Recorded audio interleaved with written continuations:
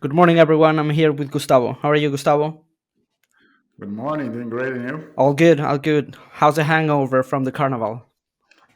Glad to be back. Still powerful here. Still going Still on. partying. Wish so. Hope so. Small kids, no party. And who's our guest today, Gustavo? So we've been having investors so far, a lot of investors, but now we have the guy who, from the entrepreneurial point of view, sort of started it all in Brazil. We have the founder of 99, Paulo Veras. Glad to have you here, Paulo. Welcome to the podcast. Thanks. My pleasure. Looking forward to the conversation. Thank you, Paulo. Are you still also hangover from the carnival, or is it over? No, I'm also I'm a family guy now, so like Gustavo, the partying is far behind. You party with your kids. I know that feeling, Paulo. So You we get more tired than partying. yes. So we usually start, Paulo, our conversations with our guests more from a personal standpoint. So tell us a bit about you. Where did you grow up? What did you study? And what did you do after university or school? Okay, cool. I'm from São Paulo, Brazil. Lived here all my life. Always liked tech since I was a teenager and even before high school, in middle school. Um, Went to engineering school at USP, Poly, which is one of the best schools in Brazil. Was one of the first to study mechatronics engineering, which was mechanical engineering with a lot of tech, so computer science and that added on top of mechanical engineering. And have been engaged in entrepreneurship all my life. Since I always liked technology, and entrepreneurship were sort of synonyms for me at the time. Like if you liked tech, you liked building new stuff, and that was usually intertwined with building a new company. So always engaged in tech. On that Started my topic, Paulo, were you building stuff as well as a teenager, like coding? Yes, I learned to code very early on. So did a few jobs when I was like 14, 13. Not just coding, but I helped even I helped digitize a couple of logos for companies. The company that sold me my first computer, I offered to digitize their logo for 2 packs of diskettes. It was very expensive at the time. I didn't have the money, so that was, I think, my first tech job was to build this logo from scratch, and yeah, it worked. So how was it in the beginning, Paulo? I was joking with him before the recording, Jaime, that we went to the same school, and we were probably the sole subscribers of BC Magazine in Brazil. So getting in contact with coding and technology in the 1990s in Brazil was very hard. I mean, it was not something that you stumbled across every crossroad for that. How did you get there? Uh, it's a good question. I was always interested in electronic stuff, so like small games and these things. I remember I was very young, I think 10. My parents went to Japan for vacations. Uh, they didn't bring the kids, but they brought us some gifts, and I loved some of the electronic games that they brought. So uh, then I think my sister got into engineering. She's 4 years older, and then she had a calculator that you could program. So I learned to program on that. Actually, before, when she was doing a bit of computer sciences courses during her high school, and she bought a calculator that was called Casio FX something, and you could program it on using BASIC language, right? So I think I started there. I had a friend who had a one small black box. It was called TK85. It was a very rudimentary computer, and we would buy a magazine on the newsstand that had like 2 or 3 pages of code, and then we would write the code and save it to a cassette tape. Uh, so yeah, very early on. So always fascinated with that stuff. Then when my sister got into engineering school, we convinced our father to buy an Apple II, and I was, I think, 13 or 14 at the time, and then I really dove into it. And when you got, I was researching for this podcast, and you mentioned that when you got to University of São Paulo, you got in touch with the internet. Then you finally met the internet. So was there a crowd for that? Was there a group of people? Was it really small? Was it like one or two people, or a little larger than that? Oh, it was very small, very small. I used to access a BBS system. So I would dial from my house to the server and access files, etc. But not the internet. The internet was not available to consumers at the time. But in What year was 1990, this? 1990. Okay. yeah, 1990 was when I started engineering school, and then at USP they had access to the internet. So that was my first exposure. Uh, Bear in mind that those days, I mean, we didn't have a lot of graphic monitors. There was definitely not a graphical browser. I think Netscape came in '93 or something, '94. So way later. So my first contact with the internet was using the command line, right, from the Unix server. And then, since I already had a modem at home, I was actually one of the first people to have a dial-in access to the internet, and I would dial in straight to the university and connect through their backbone. So very few people would do it at the time. It was a lot of fun.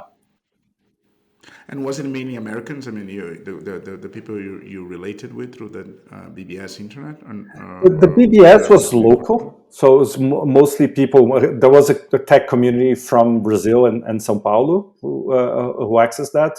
But then when I went online on the internet, then it was global, right? By definition, Okay. it was a little bit of academic stuff because I was also doing some research projects at the university. But I remember like the impact. I had just read. I loved hacking when I was a teenager. So Kevin Mitnick was sort of an idol for me, and and one of the books that I liked the most was called The Cuckoo's Egg, which was written by the guy who actually helped the FBI catch Kevin Mitnick. Right, he used to run the computer lab, I think, at Berkeley, and he was pissed off that somebody was stealing off computer time. And at the time, the FBI had absolutely zero knowledge of technology. And this guy complained, and he said it was a federal crime, and the FBI had no idea what he was talking about. So he ended up helping catch Kevin Mitnick, and then he wrote a book. I loved the book, and at the end was the email address for the author. So I think probably my first email was to this guy saying, "Hey, Tsutomo, I read your book. It's such an amazing story. Thank you so much for having written it. I enjoyed it so much." And he replied to me, and that was like one of those aha moments. Like, wow, this is amazing. Like, I can read a book that was written in the US by a guy I've never met, and I can connect directly with him. So to me, that was a mind blowing experience. That, wow, this thing is gonna change everything. And that was, I think, 1990 or 91. And then later on came the web browser and the World Wide Web, and then it was by the time we were graduating, right? So I finished university in '94 when I was 22, and then with friends from school, right, from Colégio Santo Américo, we decided to create a company to build websites and to bring companies online. So we had a very clear vision that internet would change everything. We had zero business knowledge. We didn't know anything about setting up a company, but we thought that when there was the gold rush, the guys who got millionaires were the guys selling the pickaxes, and we sort of felt the same. So since we didn't know anything, we learned how to program for the internet and started selling that as a service. So that's how we got started, our first company, which, by the way, was called Tesla. Yeah, I was going to say it has a very cute name. Yeah. So technically, this podcast will sell a lot more if you guys say that you're talking to the true founder of Tesla, which is not a lie, right? But I mean, before we jump into Tesla, you had an experience during university that you were selling, building and selling management software for medical clinics and law firms, right? And it was a very good product by what I learned during the research. But there was not a company around it, right? I mean, it was a very techy thing, but not a business thing. And then when you graduated, you founded Tesla, and then it attached the business thing to the product part. How did this jump happen? Because I think a lot of our listeners face this. You have very good engineers building great products, building good UX and so forth, but lacking the business knowledge. Yeah, it took me many years. I think I've always been more of a product person. Um, so while I was in university, I learned to code better, and I actually did an internship in a software company that was founded by a professor at the university. At the time, we used a lot of people used a product called DBase, which was probably the best-selling database product for consumers. And there was a programming language that you could build on top of DBase called Clipper, and that had no graphical library, so it was full text interface. And then this teacher from electrical engineering started a software company, which was very rare at the time in Brazil, or early 90s. And he developed a graphical library for the base, so you can do graphics with the data. So then I learned a little bit more about building digital products. And then a friend of my father owned a clinic, and he had, as most doctors, a lot of trouble organizing the information about the patients, the visits, the exams, etc. So I offered to build basically a medical ERP system, something to manage the clinic. And actually, I think he asked me. He said, "You know this thing about computers, etc. Can you help me solve this problem?" And to me, it was more of an intellectual challenge to be able to build that. So I did it as a hobby, right, on my spare time. It worked pretty well, and then instead of realizing that there would be like tens of thousands of clinics that would be in desperate need of the same software, there was absolutely no computing at the time applied to health management, right? I didn't have that insight at the time. And then another friend had a law firm and also wanted to organize his law firm. So I built an ERP for like legal purposes, and also just sold it once, right? So I think I got better at understanding how to apply my knowledge about computer science to solve real business problems, but I really didn't have the business background and really the drive to scale. I think if I had that at the time, if I had dropped out of an engineering school to pursue this, I would probably have made millions in a time when there were no software companies in Brazil, right? But I just didn't have that vision at the time. So that came much later with after I finished the engineering school, got my degree, then I needed to pursue a career, right? So then I said, okay, so let's try to put that knowledge to work and build a company around it. But we made so many mistakes because the four founders of our Tesla were very young and had zero experience. So I think that was a tough way to gather the experiences doing it by yourself with very little references. So we made very basic mistakes, and we could have done a much better job at building a stronger business than we ended up doing, right? But those were all lessons that became valuable for the future and for the next journeys. Well, of course, you're an incredibly successful entrepreneur, but the mistakes in Tesla, I mean, you guys raised $4 million from JP Morgan, correct me if I'm wrong. You guys sold the spin-off to Star Media.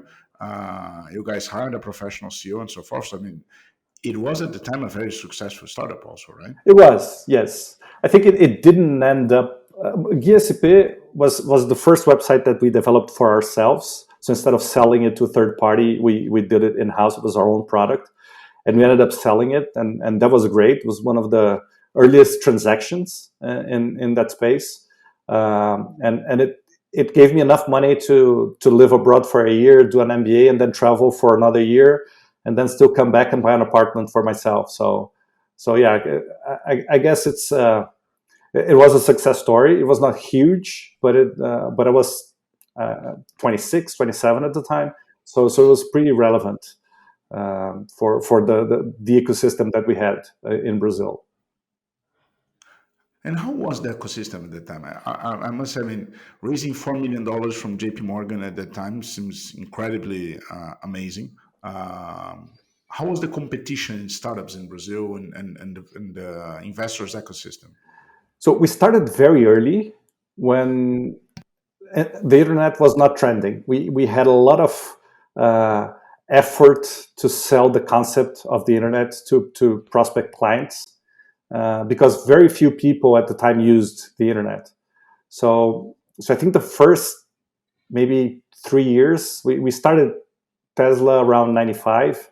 So till about 98, it was very lonely, very, very few entrepreneurs. So actually we all know each other because the community of tech entrepreneurs at the time could sit at a bar table for a happy hour, right?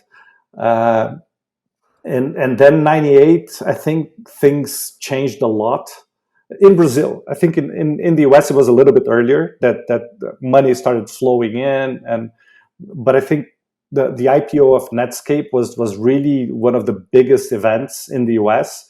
In Brazil, it took another 2 or 3 years to become that relevant, right? So that was around 98, if I remember, late 97. And then competition started picking up, and a lot of people wanted to do this. And even our own space of building websites, there were like 3 companies, and then all of a sudden there were 30. So it became very competitive. A lot of people were pursuing business models, so like auction sites. There were 10, any kind of new sites, bookstores, whatever. So I think it really picked up from 98 to 2000, which was a little bit sad because we had a very short period where money was flowing in. A lot of entrepreneurial activity was going on. So the US, it was like 5 years. In Brazil, it was way shorter, maybe just 2. And then in February 2000, the Nasdaq crashed, and then we had like this dark middle age of 10 years where very, very few things happened in tech in Brazil. And then you were at INSEAD, right? Yeah, so when we sold GSP and then got the investment for Tesla from JP Morgan, I went to do an MBA for a year. So I went to France. And interestingly enough, I was actually negotiating both deals. I had been admitted to start INSEAD in January 2000. And then I postponed because I was always closing this VC round for Tesla and selling GSP in the middle of all this. And then I managed to postpone the application. And I ended up closing the deal with JP Morgan and in my first week at INSEAD. So I remember like faxing the documents of the transaction. It was like 75 pages on a fax, like 4 hours international call from Brazil to the office at INSEAD, and the papers were coming out slowly and slowly. I was just sitting there having a drink by the fax machine, waiting for everything to come. Then had to sign everything and fax it back. Right, that was like the level of tech at the time. Things changed quite a bit, thank God. Thank God. And I mean, and then you got back from INSEAD, and this is an important chapter of your life because it is not common for a very successful entrepreneur and a very successful first timer to go to an NGO. Of course, you went to Endeavor, which is a very, very business oriented NGO, and I mean, it is amazing in Brazil, in Spain as well. Um, but how was that? I mean, connecting the dots later, it seems that and Endeavor is where you got in touch with more modern business techniques, thinking big, provoking yourself to have larger impacts. All things that ended up adding a lot to the later experience in '99. But how was going to an NGO after coming back to Brazil with a top global MBA? It's a good question. I thought it's definitely a very unconventional move, and I was early 30s, so sort of prime time for building wealth and building a company. But I was looking at business ideas, trying to create a new business plan to start something new, and at the same time, after traveling the world, etc., I think I sort of felt a calling to try to do something for society to improve the world. So I was looking at the same time for a new venture, for profit, but also I was looking at nonprofits to maybe help part time.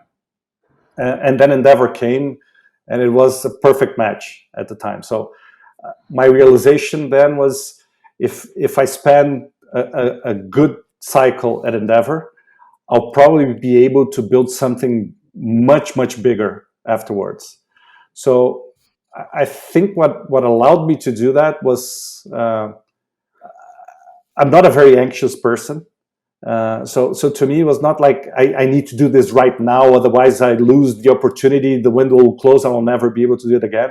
I never thought about things that way, um, and and I felt even though I had learned a lot of stuff at the MBA, I thought that spending time with Endeavor, which selects like the best entrepreneurs, the top tier, so to speak, of entrepreneurs in the country, would give me a lot of insights to be able to build something much bigger later on, and it did really. So I think uh, fast forward years later to the success we had at 99, I don't think we would have achieved that scale if I hadn't spent many years at Endeavor. So I learned a lot of stuff, both soft and hard skills, to be able to build a huge business, right? I think much more so than the MBA itself.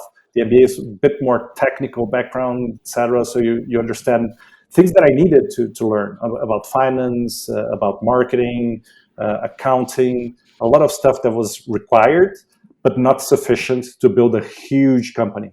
And I think I got all of that training with my years at Endeavor. And when you were at Endeavor, you got in touch with several of the startups and high impact companies that were growing up in Brazil at the time. How was that different from the time you started Tesla? Had the ecosystem already evolved quite a bit, or was it still in the infant days? Still early days. So I think it was better, but nowhere near where it is today. So I think if you look at the late 90s and like 2004 to 2008, when I was running Endeavor Brazil, it evolved very slowly. So not a big change. Uh, and I think most of the references at the time were like the best management systems would be like GE, Ambev, systems that were very focused on operational excellence, not on innovation. And so there were no unicorns at the time in Brazil, right? There had never been a fast growing company that achieved like huge scale and valuation in a short. There were no unicorns prior to you. Yeah. but after 99, there were like 20 or 30, right? So I think at the time when I was at Endeavor, it was still super early days. I think there were no great references. Companies were growing much slower, and the knowledge to build a fast growing company was just not there. The talent was not there. We had a very different mindset. Uh, but one thing that was super important for me during my time at Endeavor was that I also got exposed to a lot of Silicon Valley startups. So through Endeavor, we had some trips to the valley to talk to companies that were doing that. So I had, it was an amazing privilege to be able to go there and talk to these fast growing startups, talk to the CEOs and founders, understand the dynamic, understand the culture. And I had never seen that in Brazil. I think that it didn't exist here, right? So here it was like the huge companies took 40 years to become huge, right? So I think drinking from the fountain, from the source in the valley, was an experience that I got through Endeavor, which was not available in Brazil. And so that was a great training for me. I'm trying to collect the pieces so that when we get to 99, we can connect all these dots and stuff. But that's a great segue for Imperdível, which is, I mean, Jaime is amazing. We interview a lot of people from Latin America, and the number of times we go back to collective purchase companies is unbelievable. So tell us a little about Imperdível. So that was a Groupon-like website, right? Daily deals. And at the time, we were one of the first to start that in Brazil. I think there were about 5 companies starting roughly 2 months apart. What year was this, Paulo? That was 2010. So a couple of years after I left Endeavor. Mm-hmm. And I had a good friend from the US who's a great investor. And he had just invested in a company that was doing super well. It was called Guild Group. So it was like collective shopping. So you'd have like one deal of the day and people would go there and buy a lot of stuff. And that company was growing at a tremendous pace. So you see, every couple of years, you see the business model that grows faster than everything before, the fastest company to achieve $1 billion valuation, etc. It was this company. And when I was looking for something new to start, I talked to this investor and he said, you should look at these business models because they're growing faster than anything I've seen before. So I did some research and the business proposition seemed very sound to me at the time, which was basically getting small businesses and creating a marketing channel that was basically free of charge because they didn't have to put money. And they would reach a big audience. And more than just advertising, they would bring these customers into their stores to be able to try out their services, their products, etc. So the business proposition seemed amazing to me, and we started, right. And a couple of months into it, I sort of had a lot of confidence that we were building an amazing business. Like revenues were doubling every month. Everybody was talking about this model. A lot of people were talking about us. We were clearly the underdog because most companies had a lot more money than we did. And in the end, I think, well, before the end, so there was a time, maybe 6 months into it, where I felt something was wrong. And even though we had been growing a lot in terms of top line, I had never heard of cohort analysis by then. If I did, I would probably have seen danger from the very early days because there was no loyalty. People would buy in different sites every day. There was very little repetitive shopping, so people wouldn't buy again. And the businesses that would promote there also were not that satisfied with the outcome. So they would attract a lot of bargain hunters, but people wouldn't come back to pay full price. So the promise in my mind was great, but the practice was awful for both the consumers and the businesses. So I realized that like 6 months into the project, and I had put most of my savings into the business. And there was this one day where I realized this thing is never going to work. There's absolutely nothing we can do to salvage it. It's not just raising more money. There's nothing we can do. So what did you do? I talked to my partners, and my proposal was to shut it down. We would still need to put money to shut it down correctly, right? To be able to lay off all the employees and pay the severance, to close some of the contracts that we had. Also, there was some fines, etc. So to do it properly, even the rental for the office, there was some fine that we had to pay. So my proposal, Did you have raised funding, or was it all like financed by you, Paulo? it was financed mostly by the partners, and we had Okay, a couple of angel investors as well. but no VC firms basically, so no No, institution. no, and it was not a lot of money. It was about, I don't know, maybe $500,000 or so, 400,000. But it was, I felt, of course, very awful when I came to that realization. And still, my offer to the other shareholders was to put more money in, which would be basically all of the rest of my savings, and shut down the operation. They didn't agree with me because they said, well, it's just too early to make that call. How can you be so convinced? I said, well, I just don't see any way out. And then they ended up offering to buy my shares at a big discount from what I had put in, but still, to me, was a big relief. And then I sold my shares, and they kept trying to make it work for another year and a half, and then they went bankrupt spectacularly. Right, December didn't pay salaries for all the employees. Everybody went to labor lawsuits, and so it was an ugly end. But it was a year and a half after I left, and they still put a lot of money into the business during that year and a half. But I think it came to the realization that it wouldn't work after blowing through all of their savings, and so it was hard to watch, but it was a relief that wasn't a part of that anymore, and I had left way before. So a lot of learnings, and ironically, when you talk about cohorts and repeatability and so forth, that Tesla was a B2B SaaS. That, I mean, it could have had all those components, right? But so in Imperdível, you experience a hyper growth. I mean, amazingly hyper growth sector in Brazil. Not only Imperdível, but also its competitors at the time were growing tremendously. Uh, and some sort of lack of user experience, right? I mean, for everybody, you guys were selling a lot. It was a hassle for the consumers to get the experience that they bought and the website, and it was a hassle for the sellers also to provide the consumers with the experience. But it was hyper growth nonetheless.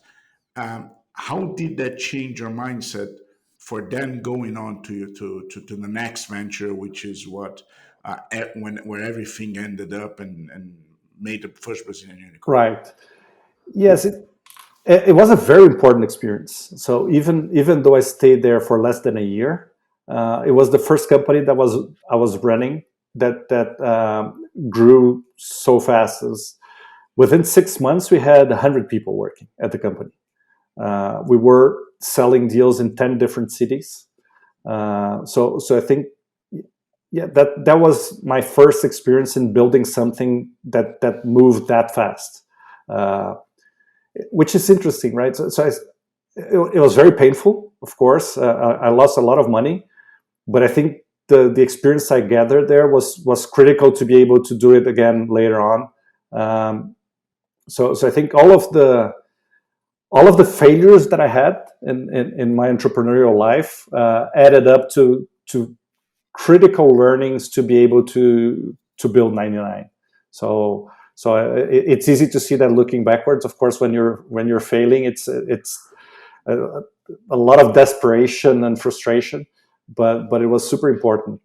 And interestingly enough, I think in that sector, the biggest company in the world was called Groupon, right? And it was the only one in that vertical that did an IPO. They were worth at a point in time more than $10 billion. I just checked their current market cap. It's around $600 million, right? So they lost more than 95% of their value. So still, even Groupon, who was the winner in the space, is still looking for a business model today, right? 15 years later. So I think, unfortunately, I was correct when I realized that the business model didn't work. So even the company that had access to capital, dominance in the space, etc., still lost, right? Everybody lost. So it was just it was a losing battle. There was no way we could turn that around. And in Brazil, the winner was called Peixe Urbano, um, and so I think ended up being sold by $1 or something years later. And it was a big success story. They built like a great company team, etc. But still, there's no way around the business model that doesn't work. Like everything that you do will not save it. So it's a lot of the concept of work in engineering is energy that creates movement, right? So if you're putting a lot of energy but you're not moving anywhere, it's just like it doesn't work, right? So I think that unfortunately that's what happened to the whole sector. So nobody won in the end. But And did you see that again in 2020 and 2021 with the VC bubble, new VC bubble? not the same, not the same, because I think what happened about 2 or 3 years ago was a lot of exaggeration. So I saw better business models, teams that were better prepared, but were spending like 10 times the amount of money that they should be spending to make it work. So I think in this recent bubble, the biggest problem was access capital. But there were lots of sound business models and companies that ended up becoming unviable due to excess capital that they spent and valuations that didn't make sense at all. And I think the check is now coming. So many of those are in trouble. And I think a lot of them, they're now desperately trying to break even, but it's going to be super hard for them to ever justify the valuation that they already had when they did Series C, Series D, Series Z, were valued at billions of dollars. And it might not ever make sense to attach that value to some of these companies, right? So I think they created a problem for themselves. It's not really that the business model itself is not viable, is that they poured so much cash into it that getting an ROI for that cash is going to prove super hard. So I think it's a very different thing that happened recently with this new bubble. With the first one, I think in the late 90s, I think entrepreneurs were very green, very unproven, didn't have the necessary skills and tools to build a business. So lots of basic mistakes being done. But I think the recent wave was much better businesses and teams, but with way too much capital to spend. So I think probably actually it's more on the fault of the VCs than the entrepreneurs, because given the incentives, the entrepreneurs will do what it takes, right? So if the VCs are pouring money saying grow, grow, grow, grow, doesn't matter how, that's what the entrepreneurs will deliver, and that ends up putting all of them in a bad situation.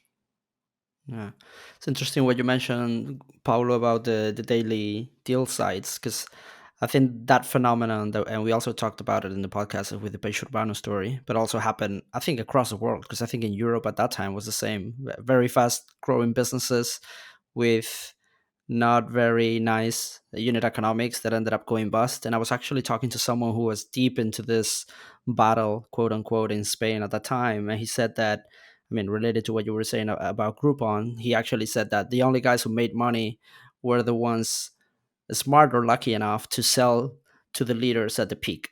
Which is kind of related to what you're saying about 2020, 2022, like with a lot of cash. I mean, it was probably a very good time to sell, but a very bad time to invest. And he was actually mentioning this in the daily deals side, that the only ones who made money in Europe were those selling the local businesses to Groupon and to the Rocket Internet guys. Yeah, that's perfectly correct. And I think also one of the learnings, like the market changes so quickly. So at Imperdível, the company that I had founded, we had a lot of people at one point in time that wanted to buy us. Like within 3 months, 4 months of starting the business, a lot of people wanted to buy us.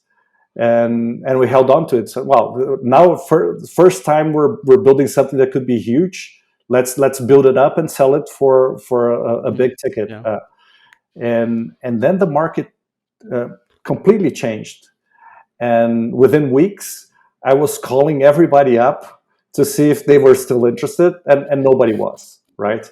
So I think that was such an important lesson, which I think influenced a lot the decision to sell 99 at the time we did, because we knew how quickly these things can change, and you have like you're sitting on top of the hottest commodity in the world, and the next day nobody wants to talk to you anymore. So that dynamic is very cruel, and having gone through it once, you don't want to do that twice. You don't want to blow the opportunity of selling at the peak, right?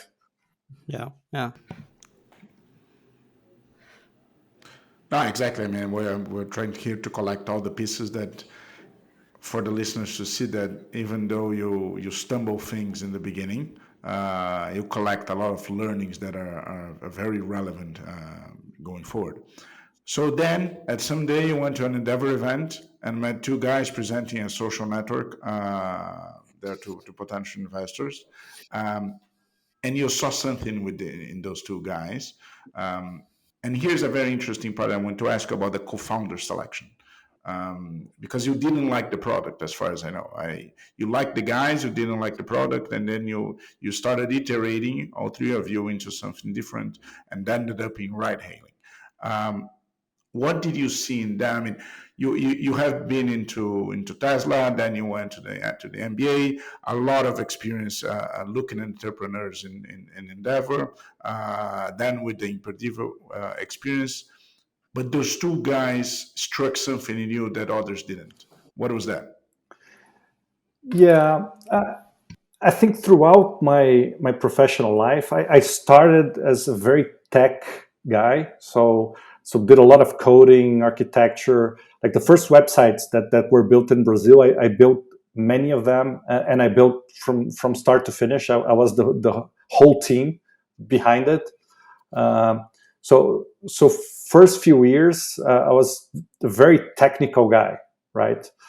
Um, and but then I started changing and moving more to the business side, and sort of moved away from coding, from building the product itself. Um, and when I met Ariel and Renato at that Endeavor event, I saw two great guys, and it was not that clear at the time, but we didn't have a very clear distinction about a product person and a tech person. So somebody who codes and somebody who envisions how the product should be. That distinction was not there in maybe the first few decades of digital entrepreneurship. But in Renato and Ariel, you could see that distinction clearly. Like Renato was a great guy to envision how things could be built. To and the website that they had a lot of traffic. It was super efficient, run really well. Uh, and Ariel was a great product guy. It was a guy who had a very clear vision of the customer's journey, of how to make it easier, seamless. Um, and and the feedback that they presented that business to a group of mentors, maybe 15 or so, and after they left the room, we sort of consolidated the feedback that the platform that they were building didn't seem like it had a lot of business potential. So it would be really hard to make a great business out of it, but technically and from the standpoint of the user, it worked great. It was very good user experience. It was very well built. So the capability of these guys to build a great digital product was there. The capability of building a great business wasn't there. So that was the feedback that we gave, and then we ended up becoming friends. Um, and 6 months after that event, we were starting 99 together. So I think the realization that they had amazing skills and tools to build a great digital product was a critical component of building a digital startup. but then I could bring the experience to do the rest, right? So hiring, uh, raising capital, running the business itself. And why ride hailing? I mean, for Brazil, it was the sort of the beginning of the smartphone adoption. Geolocation was not a big thing so far. Why did you choose ride hailing? We were seeing a couple of companies doing it elsewhere, and actually it wasn't Uber at the time. Uber was super small, and they were still only in black cars, so it was more of a niche product. But in Europe, there were two companies that were looking at. One was called My Taxi in Germany, Hmm. which is from what I researched, probably the first to do this. And it's Uh, still around.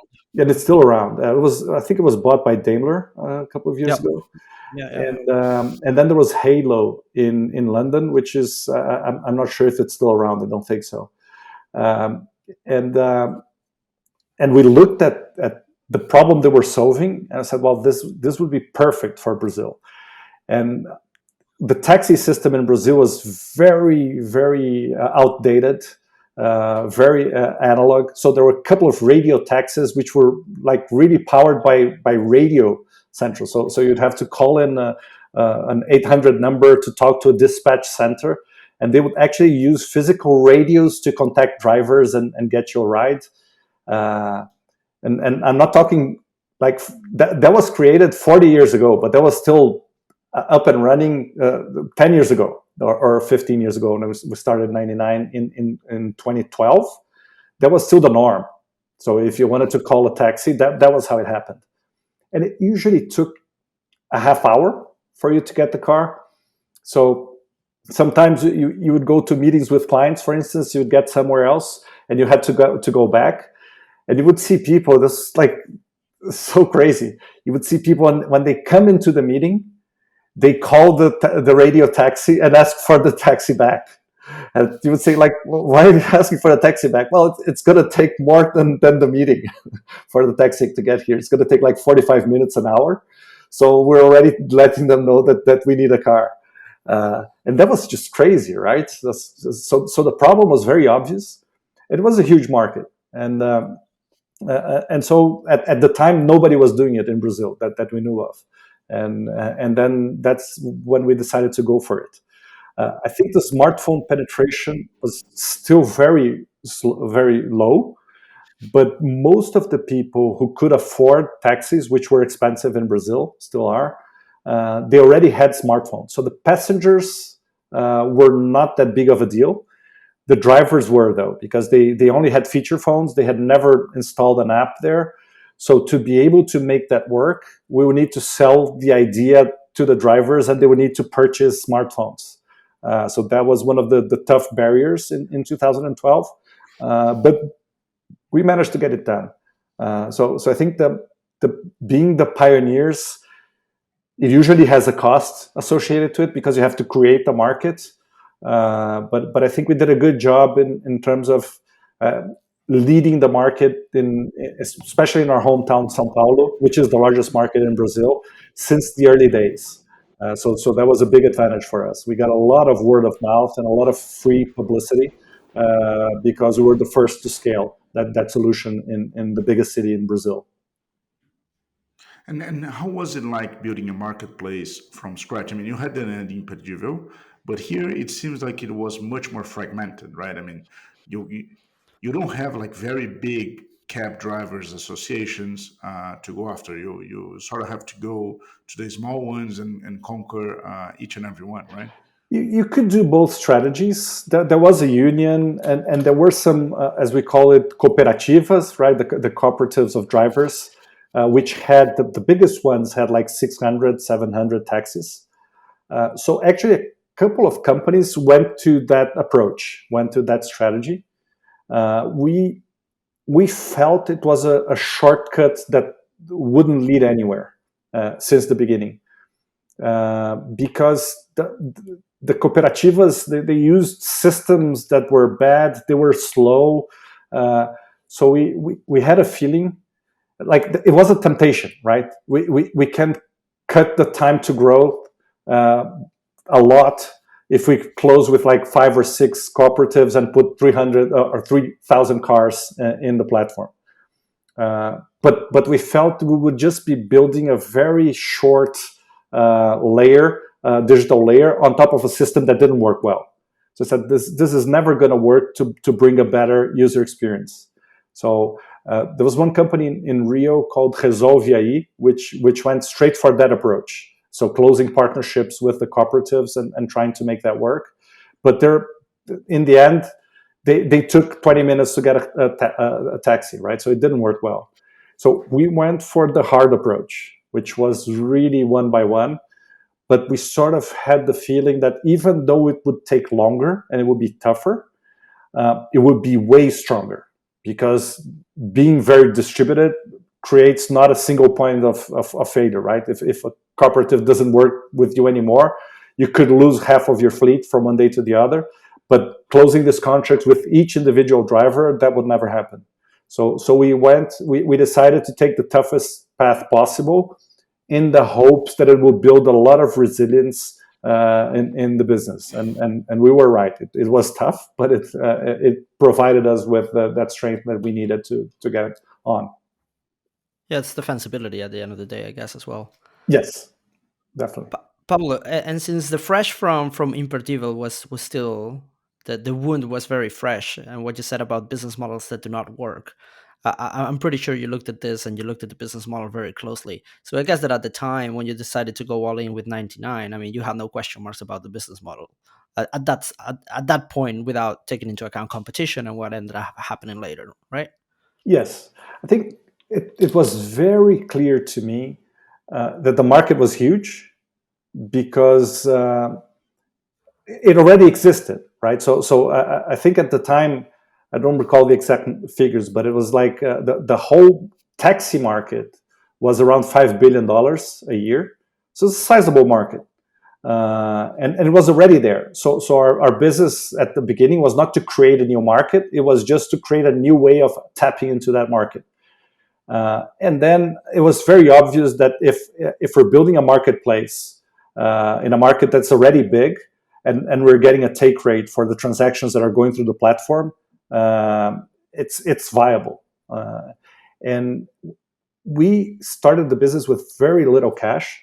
Each of the 3 founders put in like $10,000, and that was all the cash that we put in. And that lasted a year since we started, till the first pre-seed round with a VC. So we were actually able to build the company with $30,000, because we had all of the skill sets that we needed to build it in-house. So we didn't have to outsource, we didn't have to pay third parties to build anything. So it was extremely capital efficient. Well, fast forward 3-4 years, we were raising the largest round ever in Brazil, like $200 million to spend on customer acquisition, which was insane.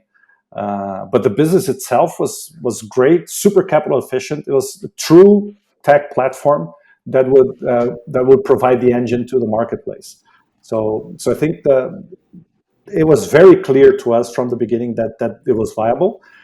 However, we didn't start monetizing until almost 2 years later in the game. So our strategy in the beginning was to start free for passengers and drivers, to try to get as much traction as we could, and to gain relevance, to get loyalty from drivers and passengers, to make people really use the platform on a recurring basis, and then flip the switches to start monetizing through a take rate. So that vision was super clear since the beginning, and we were fortunate to be able to find venture capitalists that believed in that vision and were willing to invest, even though we were not monetizing anything at the time. And then, ironically as it seems, your sector got incredibly heated again. I mean, just like in collective purchases, it became the cool kid on the block. Easy Taxi came, Porto Seguro came, Wall started a company for that. Everybody started raising capital and spending money and so forth. And I believe in 2013 you got to a 3 million real seed round, which is now like a pre-seed. with Monashis and Qualcomm, right? How was that for you? When did you go to the VCs? How was the VC ecosystem at the time? What were the pros and cons of raising capital in 2013?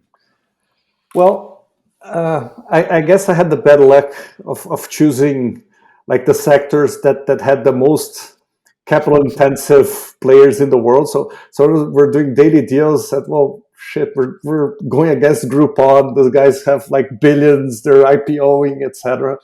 And then again with Uber, right? So I it's sort of a little bit of bad luck there.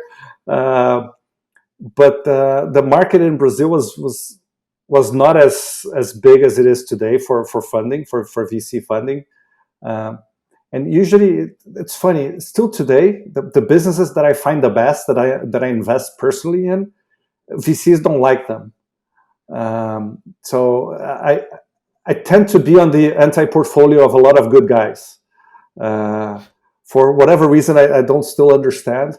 So I shopped around 99 a lot, and I had a lot of good connections with the VCs ecosystem because of Endeavor, and so it was a small bunch of people, um, and just nobody wanted to invest in that except from Monashis. Monashis was interested, but their interest was like, okay, we like that space, we like the team, but it was almost like it was not the way they phrased it, but it's how we heard it. It was like, first we need to make sure that you guys are the winner in that space, and then we'll put the money.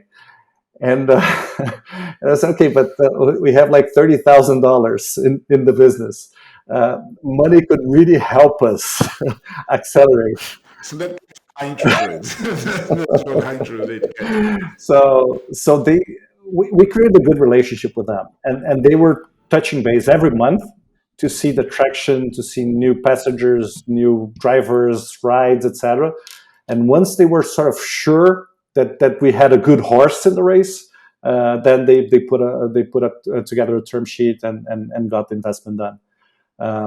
Crazy times though in terms of valuation. We raised about $1 million, which was roughly 3 million reais, as you mentioned at the time, and that was for roughly a third of the equity of the company from like the first institutional money. So we also ended up getting diluted a lot along the way.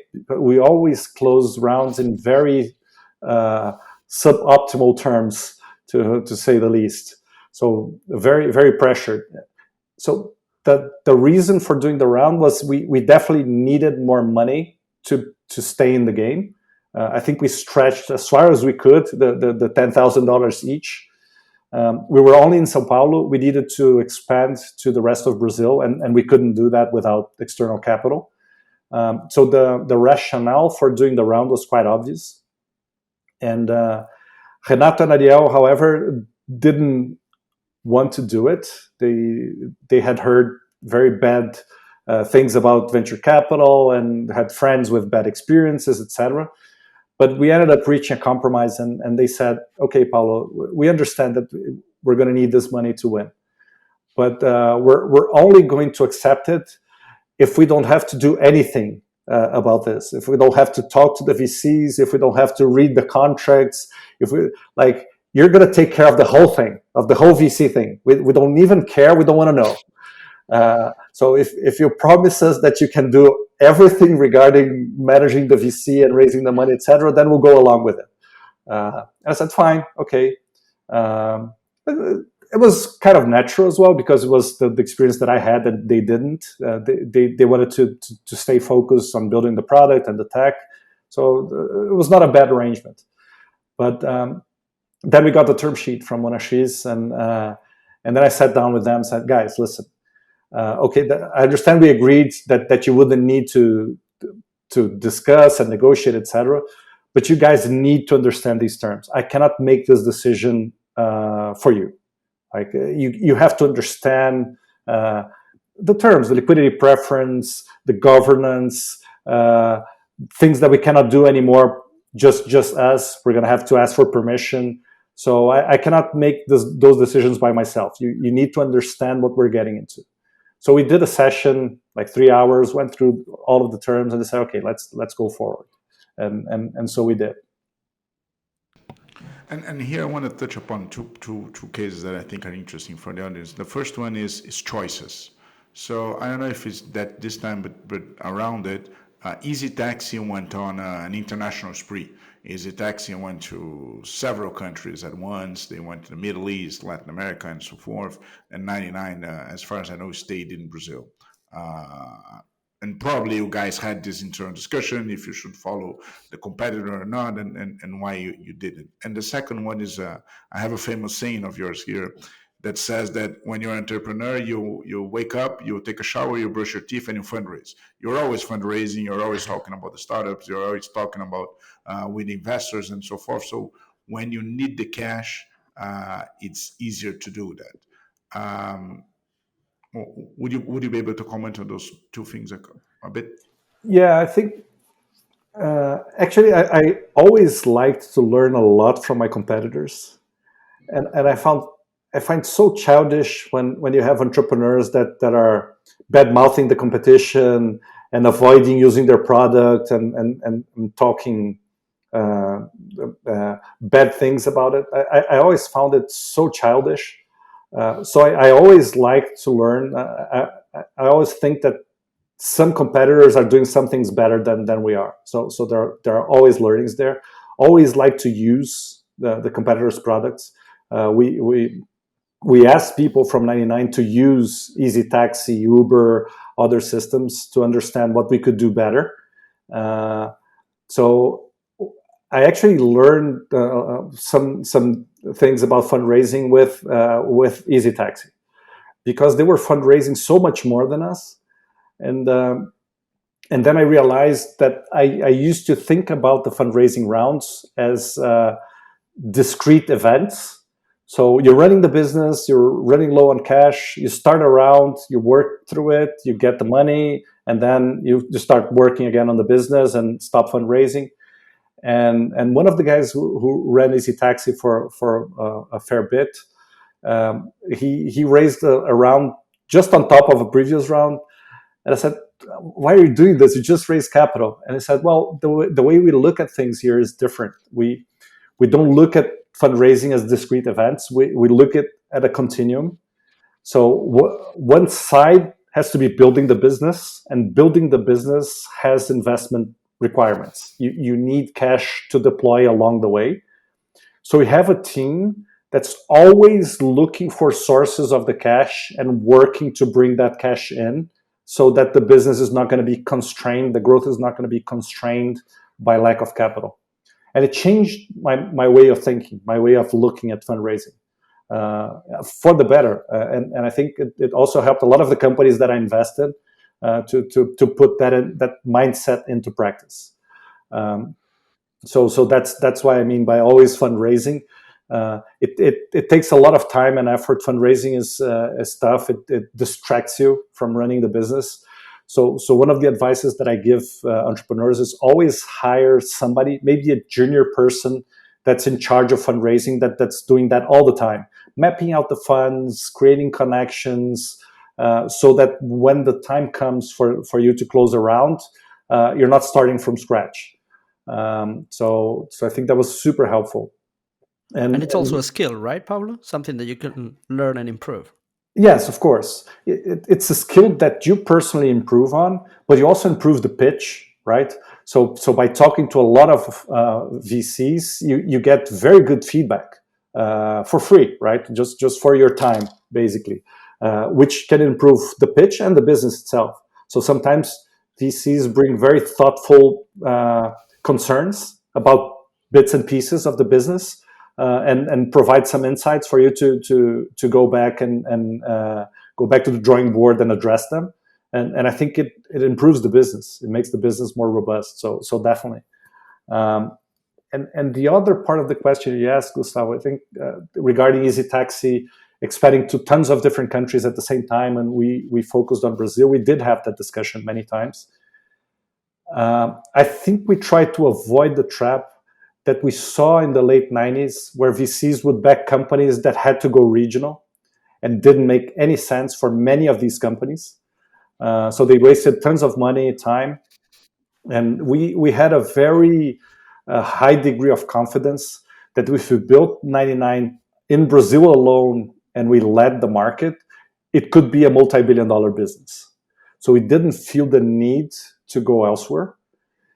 And also, I think it creates such a distraction. People heavily underestimate the work it is to get your company going on a different market. It's just really, really tough. We used to joke. There's a game that I played a lot as a kid called Risk. It's like world domination, and you play with dice, etc. And Great game. yeah, so the worst strategy you can have in that game is to put like one army in each country and think you conquered the world, because you're vulnerable everywhere. And so I used that. That was my mantra at 99. I said, guys, we have to be really thankful that nobody at Easy Taxi ever played Risk when they were kids, because they're going to lose everywhere. And so it happened. They had a lot of money. They raised, I don't know, maybe almost $100 million or so when we had $1 million, and they basically wasted it because they were pioneers in so many different countries. They could not sustain it. They could not really defend their leadership, and they were attacked everywhere. So regional champions destroyed them in just about every region they were in, including Brazil, right? So I think we were very grateful for them not playing that game when they were young. And if I'm not mistaken, Paulo, you talked about the pre-seed round with Monashis, and smart caps or start caps also invested in that round, right? That Nacho Vilela was managing at the time. He's been on the podcast, and I think to this day, he's very happy that he got to invest at the pre-seed round in '99. I remember chatting to him in Madrid. This was like a long time ago, and I recall him telling me about hey, I had this great exit in '99, and it sounded like I don't know what that is, but he's still, I think he's still super grateful. I saw him very recently at the airport, and he's still super grateful about making that investment that early. Yeah. Yeah, he was a great investor. I think we actually had many angel investors during the seed round, and that was a good thing that we did by design. I remember the guys at Monashis asking us, "Do you want to reserve some space in the round for some qualified angel investors?" And I said, "Yeah, I think it's great." And I said, "Would you like us to suggest like two or three names?" And as a good entrepreneur, I said, "Well, can you send me the whole list so I can pick the names that I that I would prefer to have on my cap table?" And they did. So we picked like 5 people and put them all on board. They were not super active, and they shouldn't be, but they were very, very useful to have. Great people, and Nacho ended up being one of them. So yeah, it was super. I think I always recommend to entrepreneurs to get good angel investors that you can tap into through the journey. Um, One of the other guys that came in was Greg Waldorf. He's an American entrepreneur. He created a dating site called eHarmony way before Tinder, etc. And he built a very large business. And I called him maybe twice during the whole 99 journey. Spent an hour on the phone with him, and it was extremely insightful. Helped us a lot when we were creating our performance marketing a team within 99. I had no idea on how to do that. Nobody in Brazil had done it. I called Greg, and he gave me like tremendous advice. So I think having good angel investors is a strength in the company if you tap into them for what they can mostly contribute. And you mentioned that after happened with the pre-seed round, but also with the following rounds, that you had not a tough time fundraising, but terms were not good, were not as good as you hoped most of the time. So take us a bit about the funding history of the company. How much did you end up raising, from who? What did you use that capital for? Oh, it was always tough. So the bad terms were sort of a consequence of a very tough environment to raise capital. So he raised that first $1 million from Monashis, and Qualcomm also took a bit of that. Qualcomm Ventures took a bit of that round as well. That was great because then we started going for the Series A and couldn't get anybody to lead the round. And then Qualcomm Ventures led a bridge because they wanted to have a bigger stake in the company. So having accepted them in the first round, opening up a little bit more space, proved to be crucial because when we needed the bridge, they led. So we ended up getting more dilution than we wanted in the beginning. But if we didn't, we wouldn't have probably the bridge. Then we ended up taking like 18 months from seeds to A, which was, see, 18 months. Just imagine that we were running this company, which was one of the fastest growing companies in Brazil. And for 2.5 years, all we had to spend was $1 million. And then we ended up closing a Series A with Tiger Global. They put in 15 million. And then I felt for the first time we have some capital to channel towards growth. It was not enough. It was still way less than Easy Taxi had, but still, for the first time ever, okay, now we can create a spending plan. We never had that before. And again, that was 2.5 years into the developing the business. Then we ended up raising a Series B right after that. So Tiger said, you guys are spending the money really well. When we took that money in, we had like half of the share of Easy Taxi in the market. Uber was still very, very small.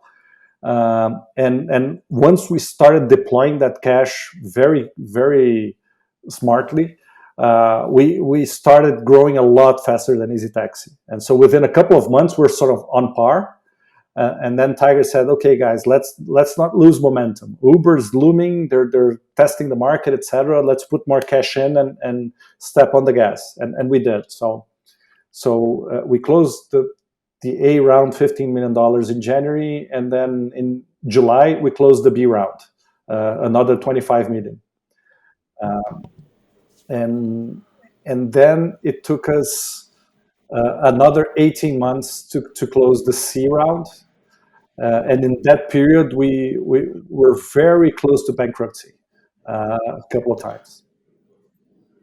And just because of that, for the bankruptcy part, that was the time 99 went to the masses, right? I mean, it went from high-end individuals in Sao Paulo with smartphones, which spread over time. But then you started doing the football matches, the masses marketing, and so forth. Yes. It was a very clever CAC strategy. Yes. So that was 2015. So that first year when we closed the Series A in January and the B in July, that was the year we went. We became really, really relevant for all of Brazilians. We sort of tapped into this affluent market, people who are already have users of smartphones, etc. But then we needed to go to retail. We needed to touch everybody who could use this kind of transportation. So we did a lot of stuff. We sponsored football teams. We did ad campaigns on TV, newspapers, radios. We did a lot of promotions. We did a lot of partnerships with big companies. That was actually something that happened a little bit before the partnerships, when we didn't have money and we had to be creative. So we partnered with Johnny Walker to tap into their brand and their user base. They were offering vouchers for people to go out using taxis at night to avoid drinking and driving. So we had some of those, but then 2015 was really when we got big and relevant. So it was the best year by far at 99. Like we were the top of the hill. Like everybody recognized their brand. Everybody wanted to use 99. Every driver wanted to drive for 99. Yeah, it was amazing. And life has these things about bittersweet moments. and 2015 was a personal difficult year for you. You go over that in the book quite a lot. So you have a book called Unicórnio Verde Amarelo, which is excellent, just so the listeners know.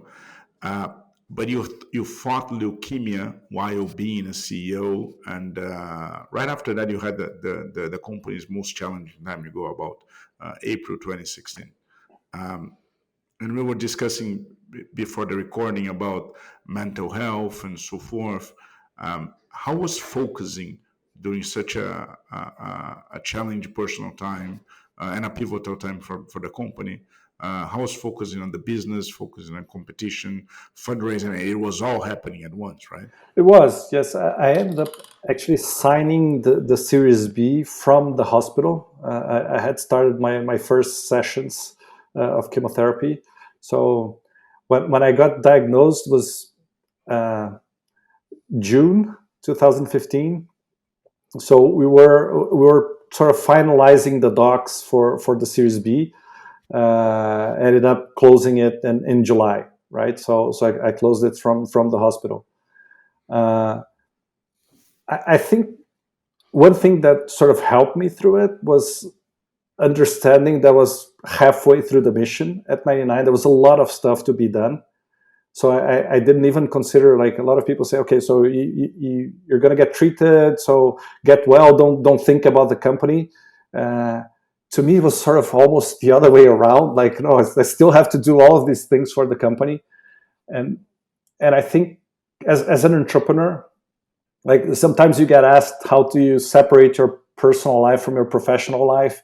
Usually the answer I give is, I'm sorry, I don't understand the question. What do you mean by personal life and professional life? Well, what are these two things? I've never seen those. It's just one, right?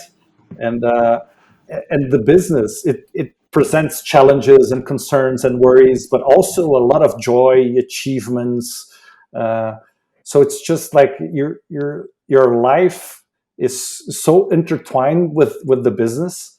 It's all one thing, right? How many times any entrepreneur wakes up in like 2 a.m. with an idea for the business or something that's concerning, and then usually a lot of entrepreneurs have sort of a notepad beside the bed, so they can write those down and don't forget them.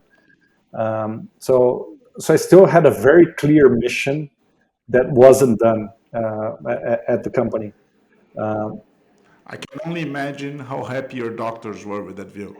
Yeah, I had amazing doctors, and they were like, I used the meeting rooms in the hospital. So sometimes I was doing meetings, and I would put like a sign on my door when I was having a conference call, and then they would come later. So they were true partners. And one of my lead doctor told me one day, he said, Paulo, we don't like Uber and Easy Taxi, so we're gonna get you back on track so you can beat them. And so it was actually it was a bit of fun. There were funny moments.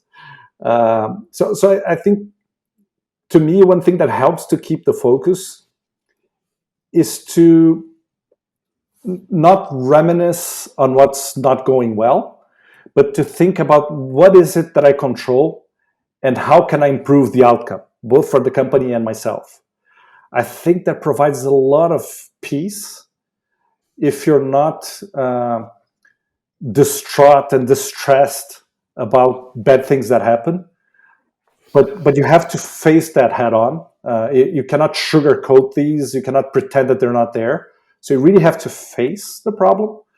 But then after you do that, there's like one day of mourning. You can cry, you can talk to everyone, etc. And you have to, as quickly as possible, put it behind you and move on. And by moving on, I mean, what's next? Create a vision of what needs to be done and work towards that vision. I think it always helped me through times of crisis, both personal and the company, to put everybody on a productive path again, right? Because if people stay mourning for days and weeks, morale goes down, productivity goes down, people start leaving the company, it's like a death spiral. Like things get worse and worse and worse till you reach the bottom. So as a leader, you have to avoid that. And to me, what works to avoid that is, okay, so let's be super practical about it. What are the possible outcomes? What can I control?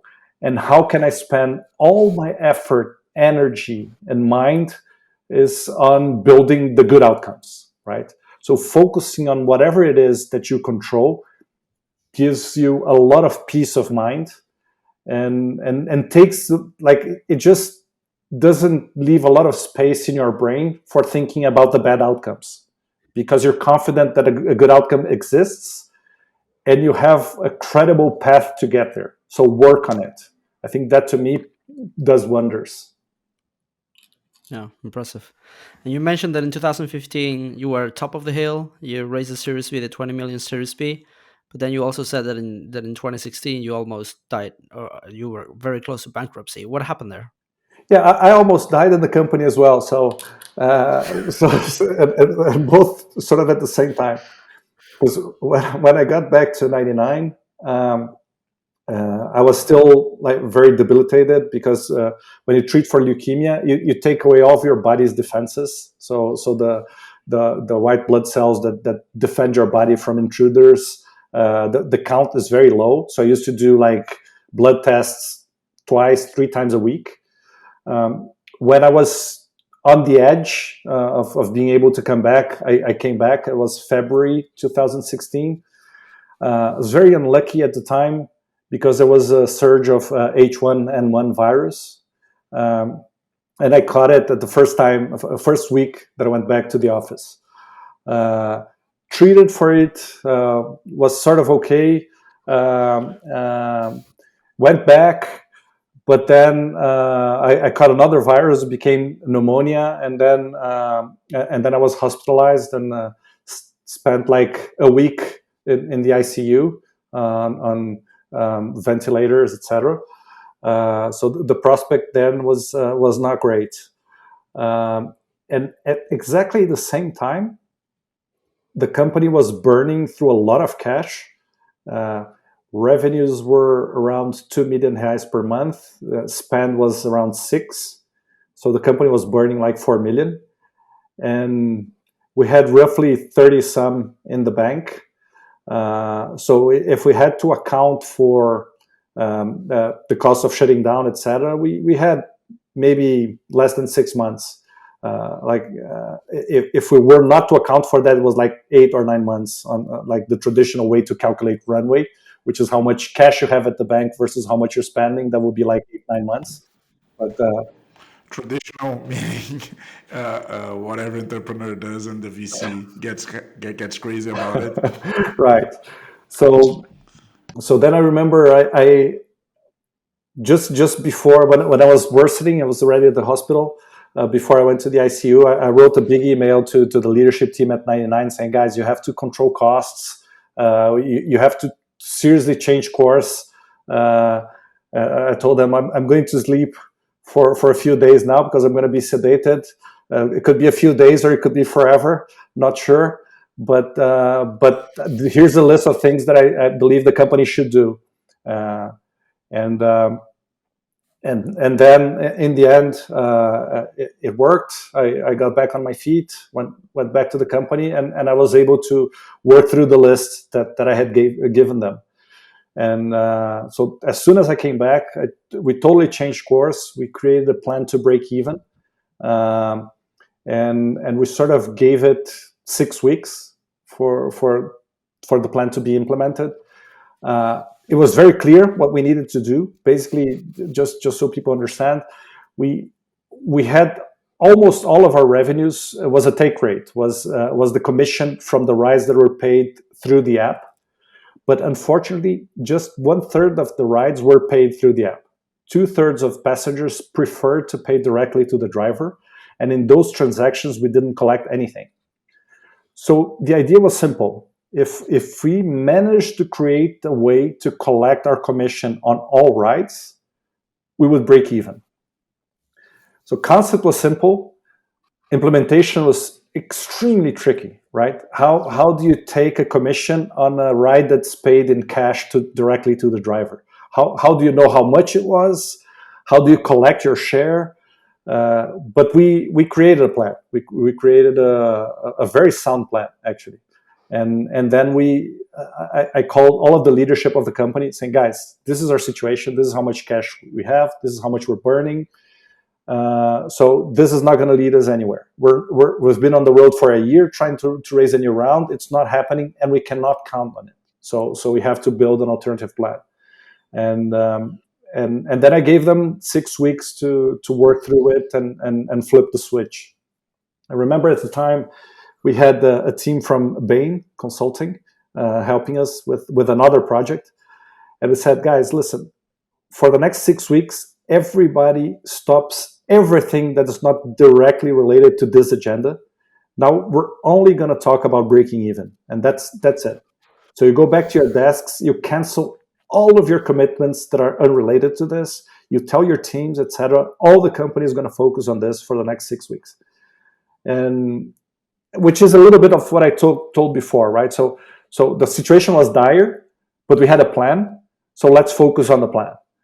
And after we finished that meeting, the guy from Bain, the associate, came to me and said, Paulo, how did you come up with the 6 weeks? Because I've been involved in many projects in my lifetime. And a project of this magnitude that you're proposing, I don't see how it could be done in less than 6 months. So how is it that you're proposing 6 weeks? And I remember telling the guy, well, for 2 reasons. First, we don't have 6 months. So it has to be less than that. And second, I know every guy in this team, and I know they can pull this off. I'm very confident that they'll be able to do this. And said, okay, we'll do it. So exactly 6 weeks from that day, we flipped the switch and started monetizing all the rides, and the company was saved.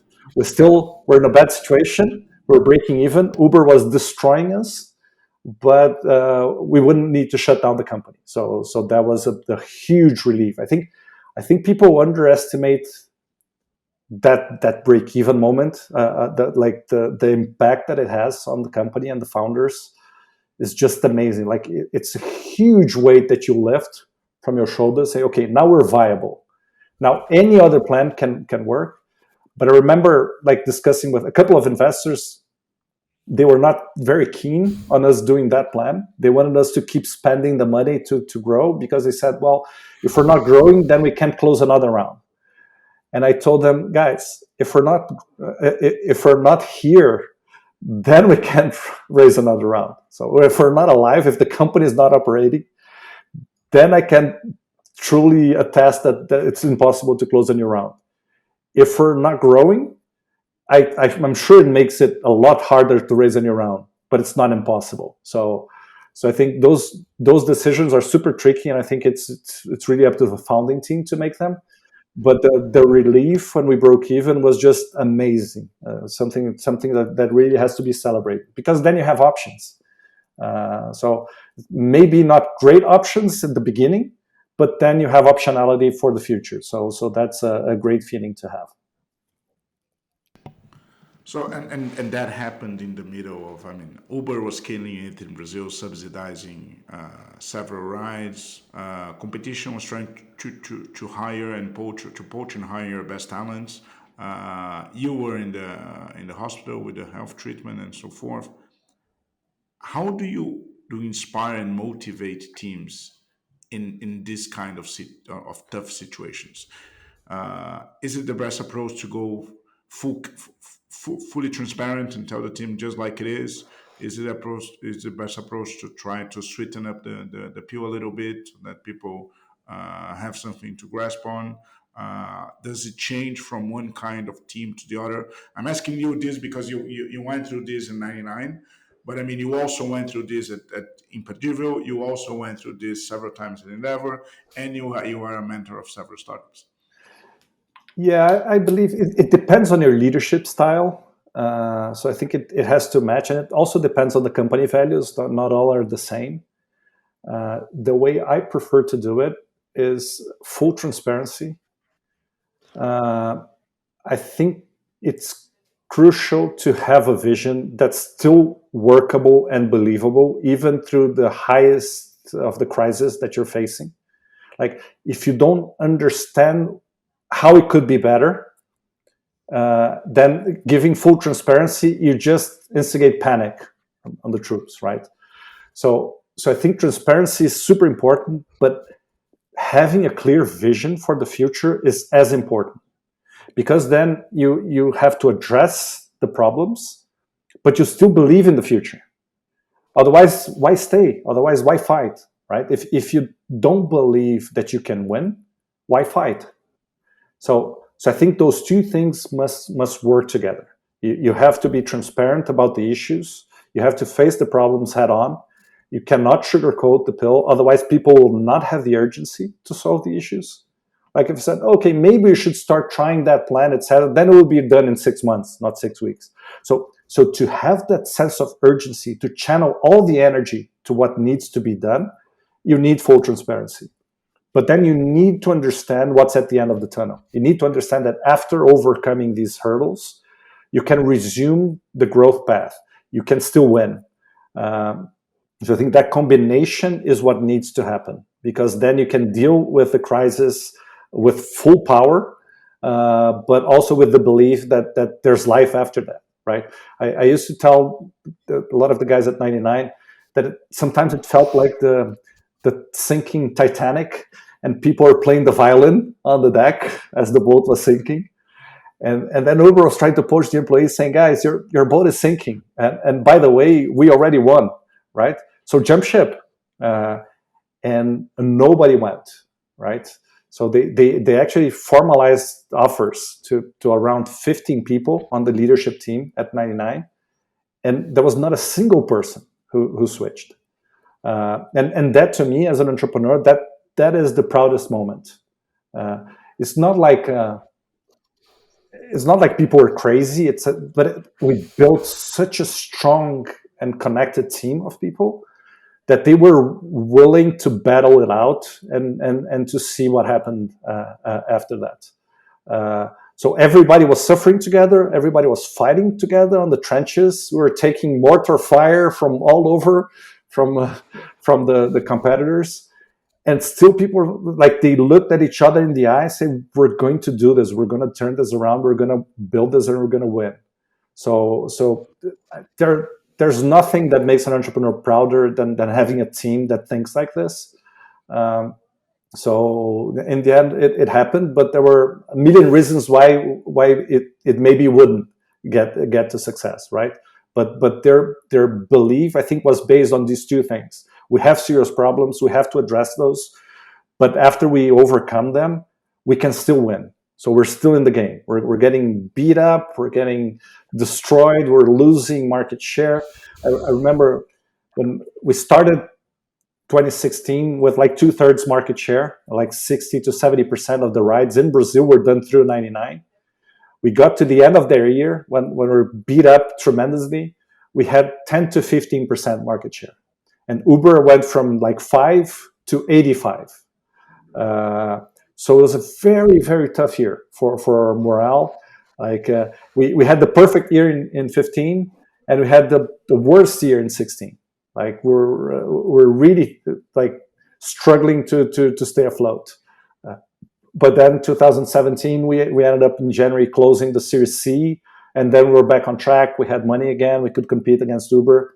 So as I wrote in the book, like the odd years were amazing, and the even years were a desperation, an endless desperation. So yeah, that's how it went. One thing I wanted to ask you since the beginning is about exits. I mean, you were commenting about fundraising going from a discrete event to a continuum event, and I think that the exit is one of the places where Latin American entrepreneurs fail most. Everybody dreams about the IPO, the Nasdaq IPO, which of course is there. A lot of companies have experienced it, but I mean it's tough.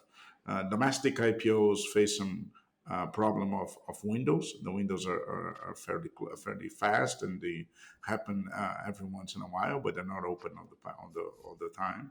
Local M&A market exists. International M&A market is better, but thinking about exit is not. It doesn't seem to be a continuum event for a lot of people. How was how do you see thinking about exit, and how did you think about exit in 99, going after Didi, going after the Chinese at first, fostering that relationship, and at some point in time started to negotiate and having that discussion? In a way, we always try to stay close to, as I mentioned, competitors to understand their thinking and to learn from them. So we did reach out to most of the players in Asia. So we talked to Didi, we talked to Ola, we talked to Grab. They were all doing exactly what we were doing in Brazil, but they were worth like 50 times more. So they were raising a lot more cash. So we tried to create connections with them. I think that was very intentional. It was no coincidence at all. And actually, it was tough because in the beginning they just had no interest at all in Brazil.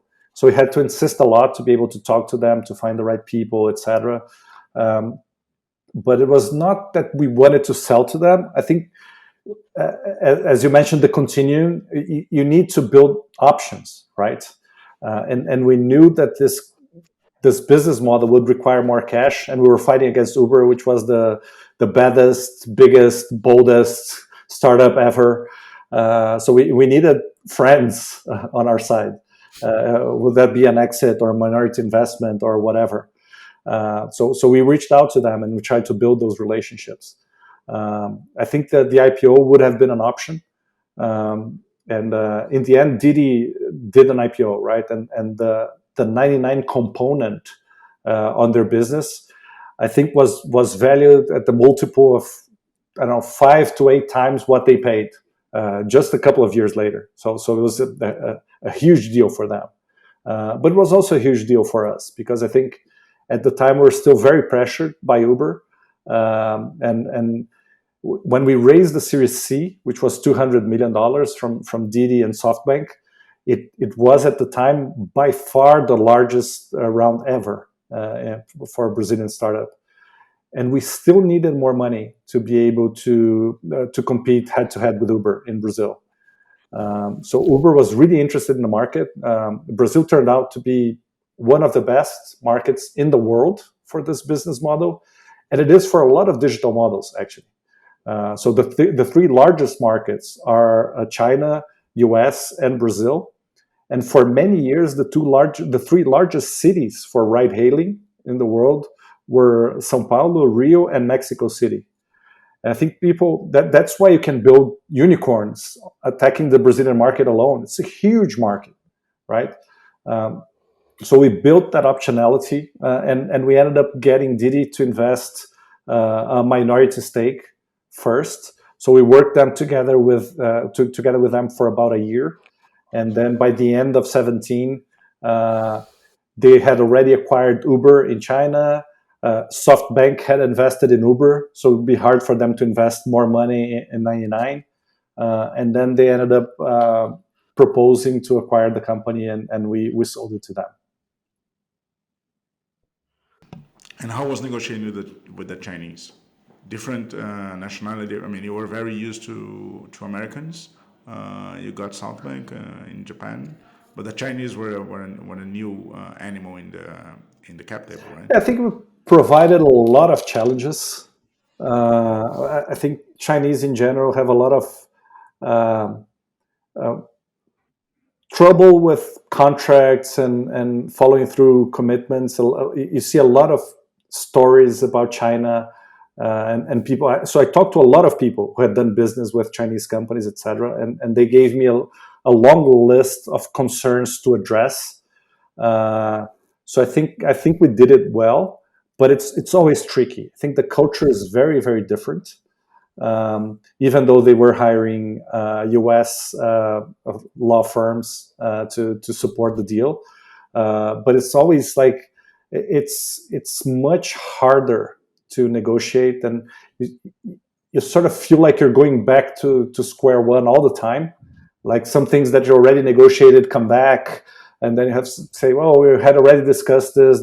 This shouldn't be here. This shouldn't be on the contract. Say, oh, okay, sorry, we're going to change it. So I think it's the tactics are very different from what we're used to. Um, and I think if you have a dispute, it's always much tougher to solve it with Chinese counterparts than it would be with even Brazilians or Americans for that matter. So I think there were lots of learnings involved. They had a board seat at 99, but usually they didn't make themselves available to talk to me. I was the chairman of the company, so I think it was a tough relationship to have. And I think I was talking about transparency, and they're very opaque in the sense that it's tough. It's not usual for Chinese to just lay out there everything that he's thinking. So they usually have an agenda, and they try to steer you towards an agenda that's not clear to you. So I think all of those things present significant challenges. But I think in the end, if we hadn't done this deal, um, we probably wouldn't have made the company what it is today, right? So a lot of people ask me, okay, so but do you regret having done business with the Chinese? I said, definitely not. I would definitely do it again under the same conditions, but you do have to take a lot of precautions in order not to be left in a bad situation, right? So much more so than with the counterparts that we were used to. You have a famous passage in the book when you talk about the Chinese is the time frame. Like you went from I don't remember if it's one day from to the other, one week to the other, and then suddenly people were discussing some things over breakfast and implementing them for lunch already, right? Yeah, exactly. I think we learned a lot from the Chinese. I think that there were some great learnings. One is that they do a lot of guerrilla warfare, and one of the things that we got insights from Didi is how they sort of beat Uber in China, even though they ended up merging and making it one business. But Uber had this smart system of giving incentives to drivers where they, like, depending on the number of rides they did on the week, they would get a bonus. And once the Didi guys understood that, they said, well, the system works, but if we do it daily and the driver drives for Didi on Monday and Tuesday, he's not going to drive for Uber anymore because he's already earning the bonus after a day. So they basically copied the tactic of Uber, but accelerated it. And so they do these things. They're super smart people, and we used to do things weekly usually as well in 99. And I remember thinking, oh, we're super fast because you talk to mature companies. They do things like the goals are set up yearly. They sort of follow through quarterly. We had our goals like the longest window of planning that we've ever had at 99 while I was running it was 3 months. Doesn't mean that the short term was the vision. Like the vision was super long term, but in terms of planning, prioritizing, etc., mostly 3 months, like doing the OKRs, and then we broke it down in weekly sprints. So we felt we were pretty fast. But once we sold like 10% of the company to the Chinese, and some of them went to work with us, like the pace was totally different. It was daily to begin with, and then it was like, okay, so it seems through the morning that you're not going to beat this daily goal. What are you going to do in the afternoon to overcome it, to close that gap? So I think those were very interesting learnings for us because we felt we were very fast, and we learned that we weren't fast enough. So yeah, great learnings from the Chinese people.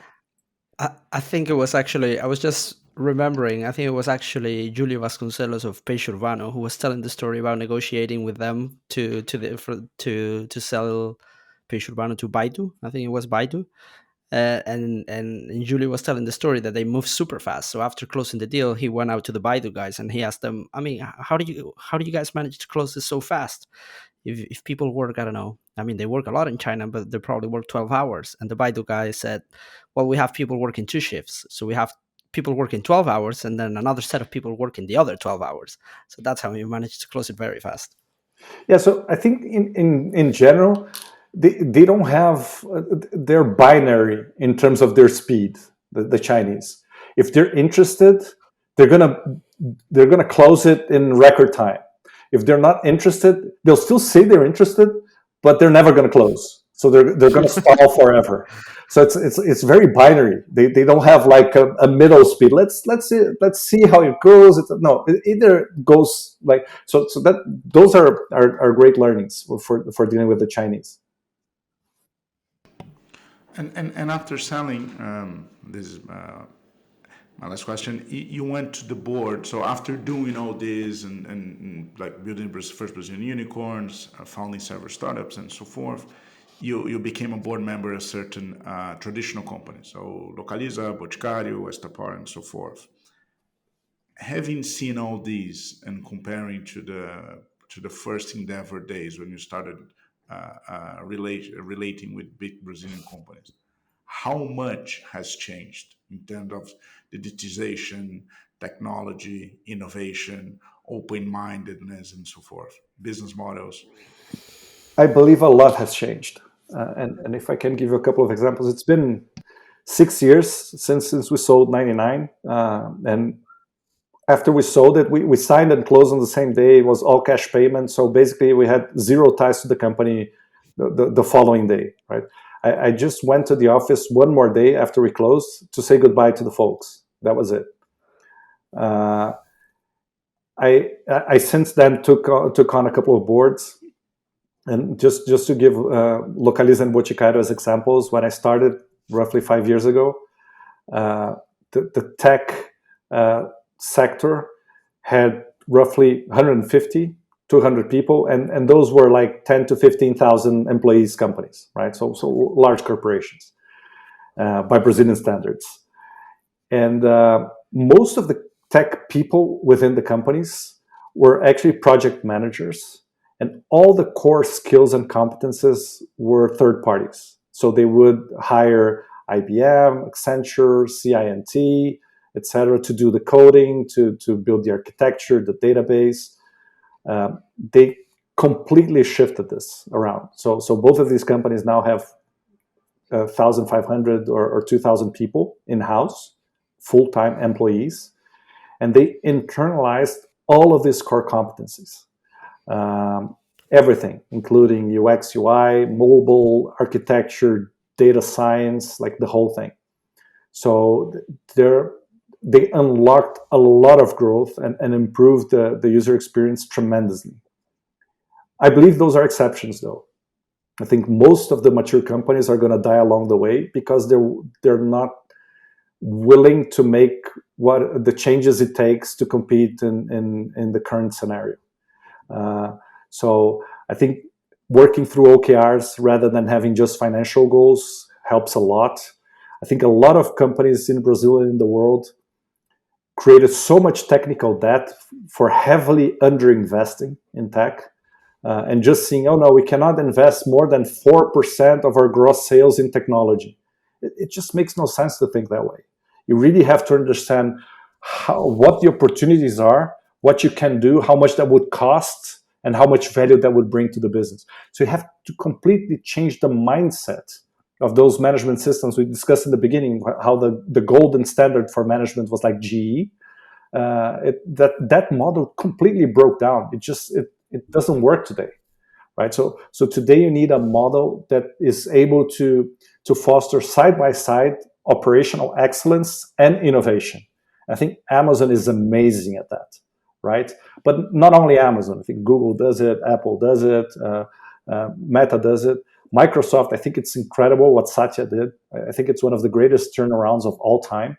But I think most mature companies will not be able to or not be willing to make all the changes that they need from the board level, from the management system, from the compensation practices, etc., to really transform the business to become competitive in this new age of AI. So I'm really glad that the two that I'm on the board are doing that journey and reaping tremendous benefits from accelerating that transformation. Paulo, this has been amazing, but we gotta call it a day. So the last two questions that we usually ask every single guest: Can you recommend us a book or some form of content? You can recommend your book, obviously, and can you also suggest someone to invite to the podcast that hasn't been on before? Yeah, so I'll definitely recommend my book, although it's only in Portuguese. It's called Unicórnio Verde e Amarelo, which is green and yellow unicorn. Uh, 99 is regarded as the first Brazilian unicorn. So I tell all of these stories and learnings in the book. Um, but I'm also reading a book by Mustafa Suleiman, who's the founder of DeepMind, called The Coming Wave. And he talks about how this new wave of AI and biotech is converging to create great opportunities and threats for the world. So I highly recommend it. Um, and in terms of people, you already interviewed a lot of great people for the podcast. So it's hard to come up with new names. But I like to see some Brazilians conquering global markets, which was not very common a couple of years ago, but now it's starting to happen. Um, and one of these guys who are doing it well is called Alessio. He runs a company called Pipefy uh, that's based out of Brazil, the product team. But all of the marketing team, sales team, etc., is global and is based in the US. So I think he's a rare breed of entrepreneur who's building like a company that has a total global mindset, even though it started as a Brazilian product. But from day one, it had a global vision. So I think there are some interesting learnings there. Amazing. Paulo, it's been a pleasure. So thanks a ton for your time and for telling in such a great detail all of your story. Thank you very much. It was a pleasure to talk to you guys.